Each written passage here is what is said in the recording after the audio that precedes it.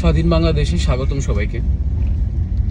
এ বিশ্বে যা কিছু আছে চিরকল্যাণকর, অর্ধেক তার করিয়াছে নারী, অর্ধেক তার নর।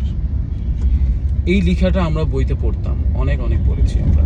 এটার বাস্তব রূপ আমরা 2024 সালে দেখেছি। আমাদের 2024 সালে স্বৈর শাসকের বিরুদ্ধে যে আন্দোলন, যে যুদ্ধ ছিল, বৈষম্য বিরোধী আন্দোলন, এই আন্দোলনে একটা জিনিস খুবই লক্ষণীয় ছিল, সেটা হচ্ছে বাংলাদেশের নারী সমাজের স্বতঃস্ফূর্তভাবে অংশগ্রহণ, যেটা প্রতিটি মানুষকে অনুপ্রাণিত করেছে। ব্যক্তিগতভাবে আমাকে নিজেকে অনুপ্রাণিত করেছে।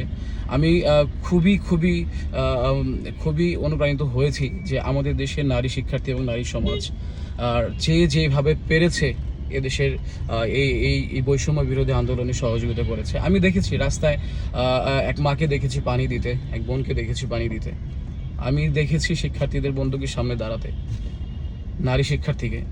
তাদের সাহস, অক্লান্ত পরিশ্রম এবং জীবনের বিনিময়ে আমরা পেয়েছি এটা। এবং আজকে যেটা দেখলাম যে শিক্ষার্থীরা রাস্তা ট্রাফিকের কাজ করছে, এটা খুবই ভালো লাগার। যদিও এই জিনিসটা যেন অনেক বেশি দীর্ঘায়ু না হয়।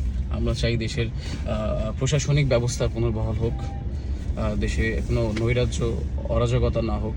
স্বাধীন বাংলাদেশ, সবাই বাক স্বাধীন হয়ে বাঁচুক। স্বাধীন বাংলাদেশে সবাই মাথা উঁচু করে বাঁচুক। স্বাধীন বাংলাদেশে সবাই বুক ফুলিয়ে বাঁচুক। সবাই একসাথে বাঁচুক, হাতে হাত রেখে চলুক। এগিয়ে যাক বাংলাদেশ, এটাই চাইবো আমরা। বাংলাদেশ স্বাধীন হয়েছে, এটা আমাদের জন্য অনেক বড় একটা পাওয়া। মনে রাখবে ইতিহাস বাংলাদেশের এই বৈষম্য বিরোধী আন্দোলনকে।